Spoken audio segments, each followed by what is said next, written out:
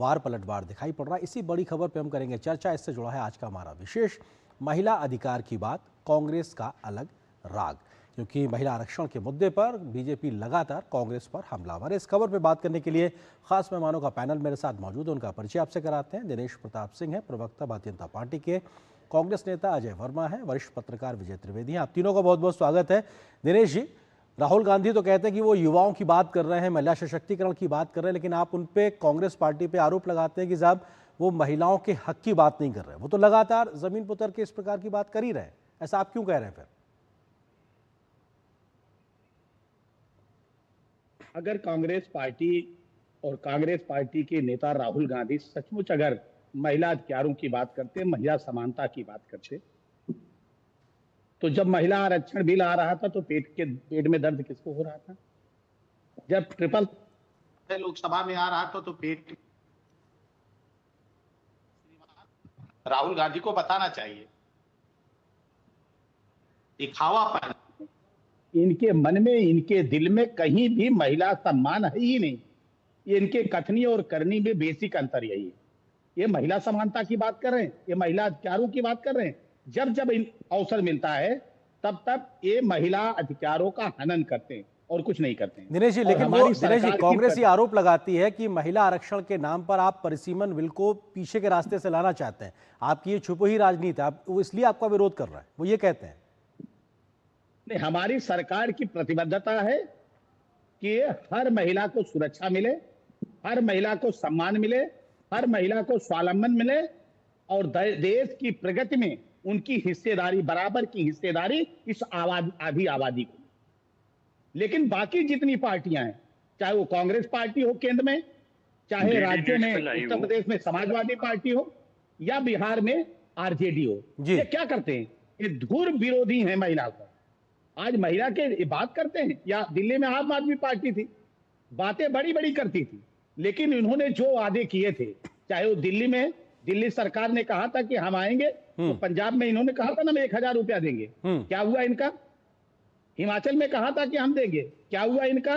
कर्नाटक में क्या हो रहा है, जरा बताएं ना। ठीक है अजय वर्मा जी, सवाल यह है कि बीजेपी कह रही है कि साहब उनकी डबल इंजन सरकारें राज्यों में महिला सशक्तिकरण के लिए तमाम काम सामाजिक आर्थिक योजनाओं से कर रही है, उसके उलट आपकी सरकारें इस प्रकार के उदाहरण पेश नहीं कर पा रहे। वो ये भी आरोप लगा रहे हैं कि जहां पे आपकी राज्य सरकारें हैं वहां की कैबिनेट में महिलाओं की नुमाइंदगी बहुत कम है। आप महिला सशक्तिकरण के नाम पर दो प्रकार के चेहरे दिखा रहे हैं। अजय जी, देखिए दिनेश जी बड़े पुराने हमारे साथी, और मैं समझता हूँ कि 10 साल पहले भी हमारे साथ डिबेट पे बैठे थे। अब आज ये अंतर्राष्ट्रीय नेता हो गए भारतीय जनता पार्टी के, तो भाई इनके विचार भी अंतर्राष्ट्रीय स्तर के हो गए। हम तो क्षेत्रीय और ग्रामीण और शहरी स्तर पर अपने विचार रख सकते हैं। देखिए इनका दोहरा मापदंड, 3, 4, 5, 6, 8 पता नहीं कितने इंजन की सरकार। सबसे पहले तो जब महिला आरक्षण बिल पास हो चुका था तो फिर ये उसके पीछे डिलिमिटेशन डायरेक्ट लेके आए। इनके तो सब सांसद थे, मजबूत थे। 2045 की बात करेंगे, 2029 की बात करेंगे, 2037 की बात करेंगे। इसका मतलब नीति में कोटे, नियत में कोटे।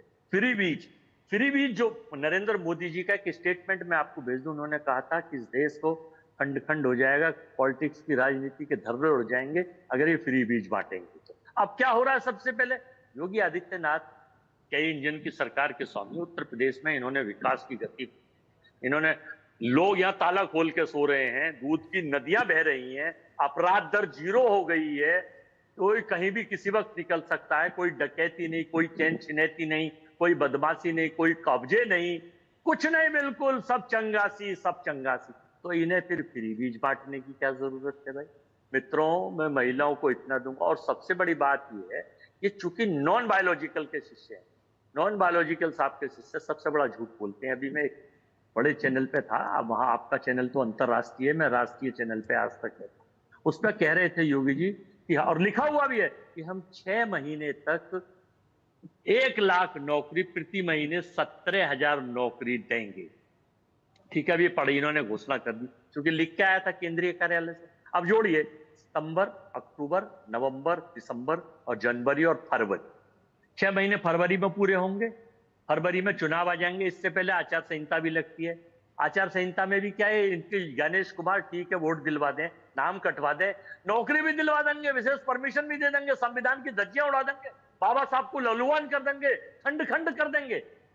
इतना झूठ बोलेंगे भाई, सत्ता की खातिर आखिर महिलाओं के साथ कितना आप जो है महिला, हम अंकिता भंडारी की तरह महिलाओं की सुरक्षा नहीं करते। ठीक है विजय त्रिवेदी जी, सवाल ये है कि महिलाओं के मुद्दे पर कांग्रेस अपनी बात कर रही है, एनडीए अपनी बात कर रही है, लेकिन योजनाओं के नजरिए, ठीक है अजय जी, आपका पॉइंट आ गया, अजय जी आपका पॉइंट आ गया, तकरीर नहीं सर काशी में क्या हुआ था बेटियों के साथ जो इनके अजय जी सर, ये आपका मंच नहीं ना, तकरीर नहीं सर, हम लोग जवाब कर रहे हैं, बाकी मेहमान भी नहीं है, मेरी बात तो अरे सर, अरे सर समय की भी सीमा होती, बाकी मेहमान भी, आपको ही सुन रहा था सर।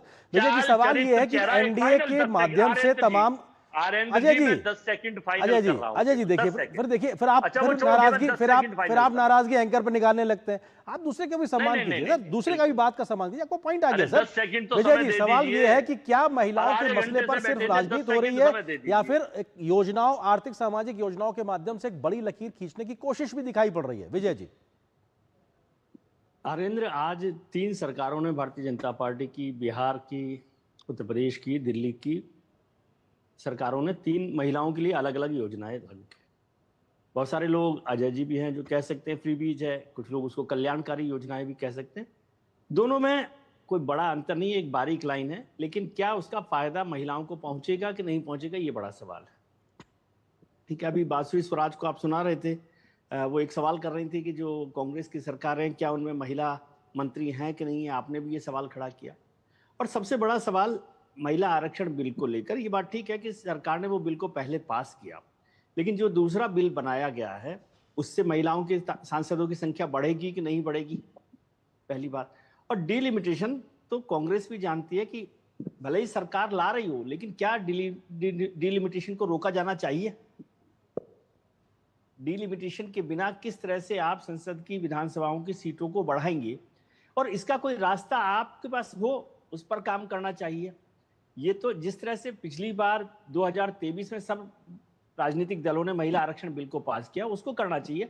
सवालों से पहले क्या है कि आरेंद्र जी, सबको अपने अंदर झांक कर देखना चाहिए कि आप क्या कर रहे हैं। सब लोग एक दूसरे पर सवाल कर रहे हैं, क्या आपने वो सब किया है महिलाओं के लिए जो भारतीय जनता पार्टी कर रही है? और जो भारतीय जनता पार्टी को भी देखना चाहिए कि भाई ये भी लेट हो गया, जैसे हम लोग बात कर रहे थे कि दिल्ली का 1 साल करीब हो गया जो लेट हुआ, उस योजना को भी जल्दी से जल्दी करना चाहिए था। लेकिन और सरकारें जो हैं दूसरे राज्यों में, क्या वो उनको योजनाओं को लागू कर रही हैं? घोषणाएं तो बहुत सारे लोग कर देते हैं, और ये योजना को क्या कांग्रेस कल्याणकारी योजना मानती है कि नहीं मानती, ये भी एक महत्वपूर्ण सवाल है जो आज चालू की गई है, जिनको लेकर हम लोग करते हैं। जैसे बिहार की योजना भी मैं देख रहा हूँ कि पीएचडी की बच्चियों को जिस तरह से दिया गया है, उत्तर प्रदेश में स्कूटी की योजना जो है उसको किया गया है, तो क्या कांग्रेस उस बात से सहमत है कि नहीं है? पहली बात तो ये भी है। जवाब बिल्कुल, मैं आ रहा हूं अजय जी आपके पास में। दिनेश जी सवाल ये है कि कांग्रेस, तो दे दूं, सर आपके पास आऊंगा, सर आपके पास भी आऊंगा, सर आपके पास भी आऊंगा। दिनेश जी सवाल ये है कि कांग्रेस कह रही है कि साहब आप चुनाव के मद्देनजर फ्री वीज एक तरीके से दे रहे हैं, आपका जो निशाना है वो सत्ता को हासिल करना है, और फ्री वीज जिसको लेकर आप सवाल खड़े करते थे उसी रास्ते पर आप भी चल पड़े हैं। दिनेश जी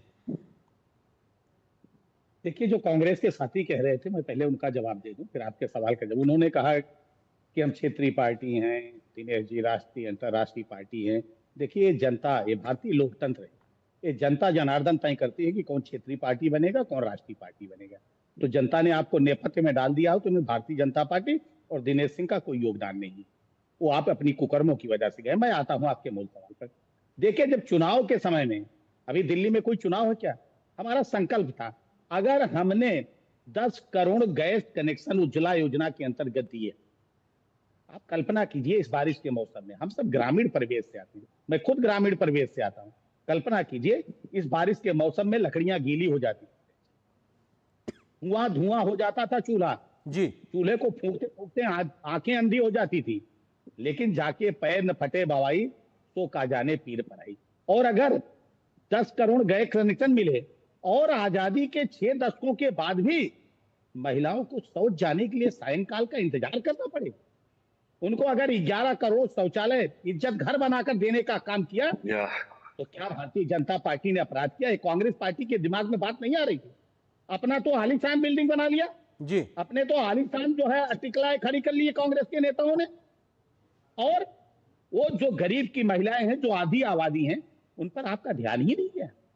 महिला मान और सम्मान के साथ जी सके, उनको ये अधिकार नहीं है क्या? ठीक है अजय जी, उनको आपने अजय सिर्फ जी वोट सवाल देकर समझा। सवाल ये और है कि भारतीय साहब जनता क्या पार्टी ने अगर अपने चुनाव के संकल्प पत्र में मद्देनजर भी योजनाओं को कहा जा रहा है तो इसकी लाभार्थी तो महिलाएं ही होंगी, जो बात विजय जी ने कही थी।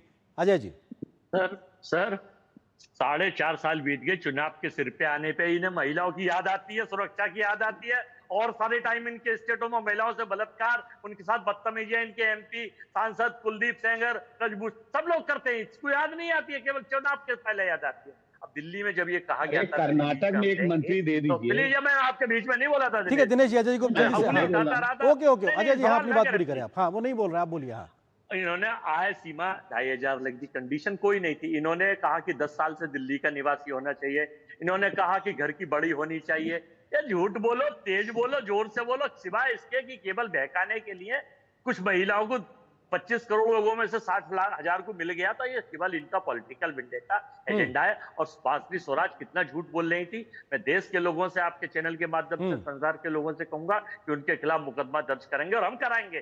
ठीक है सर, बिल्कुल कराइए, मतलब बिल्कुल, ये तो आपका हक है सर, लोकतांत्रिक हक है, करना चाहिए। विजय जी सवाल ये है कि क्या ये महज राजनीतिक झूठ बयानबाजी है या इसका एक जमीनी एक अंतर भी अलग है? विजय जी, अजय थोड़ा समय की सीमा, विजय जी सवाल यही है कि क्या वहां पर, ठीक है सर, आपका पॉइंट आ गया सर, मोहब्बत की दुकान का पॉइंट भी आ गया सर आपका। विजय जी सवाल ये है कि क्या ये महज झूठ बयानबाजी तक है, लेकिन या इसका एक जमीनी स्तर भी दिखाई पड़ता है? ठीक है अजय जी, हो गया पॉइंट। अरेंद्र, बात ठीक है, आप जो बात कर रहे हैं वो महत्वपूर्ण बात है कि बयानबाजी नहीं, एग्जीक्यूशन लेवल पर आप आए हैं। मैं फिर से जोर दे रहा हूं कि थोड़ा सा सरकार जल्दी करती। जब दिल्ली सरकार ने फैसला किया तो उस पर तुरंत काम होता, और एक ये नीतिगत निर्णय भी होना चाहिए। फ्रीबीज को लेकर लगातार चर्चा होती रही है, प्रधानमंत्री जी इसको जोर देते रहे हैं।